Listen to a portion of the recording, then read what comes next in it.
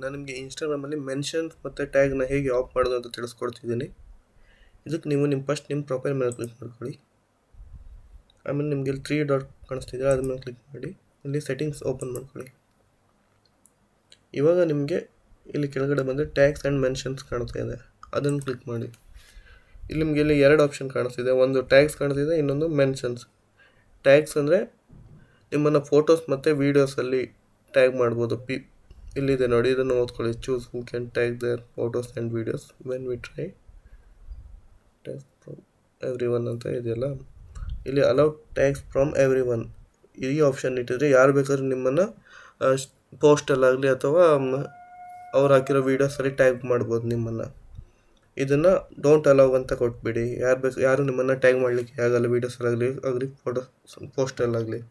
ಅದನ್ನು ಬಿಟ್ಟು 2ನೇ ಆಪ್ಷನ್ನು ಹೂ ಕ್ಯಾನ್ ಮೆನ್ಷನ್ ಯು, ಇದು ಮೆನ್ಷನಲ್ಲಿ ಬರುತ್ತೆ, ಅಂದರೆ ಸ್ಟೋರೀಸ್ ಮತ್ತು ರೀಲ್ಸಲ್ಲಿ ಬರುತ್ತೆ.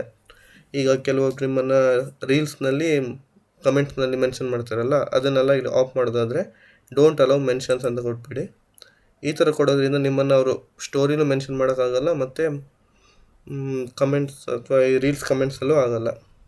ಈ ಥರ ಆಫ್ ಮಾಡ್ಕೊಂಡ್ರೆ ಯಾರು ನಿಮ್ಮನ್ನು ಮೆನ್ಷನ್ ಮಾಡೋಕ್ಕಾಗಲ್ಲ ಮತ್ತು ಟ್ಯಾಗ್ ಮಾಡೋಕ್ಕಾಗಲ್ಲ. ಇದೇ ಇವತ್ತು ವಿಡಿಯೋ. Thank you. ವಿಡಿಯೋ ಇಷ್ಟ ಆದರೆ ಸಬ್ಸ್ಕ್ರೈಬ್ ಮಾಡ್ಕೊಳ್ಳಿ.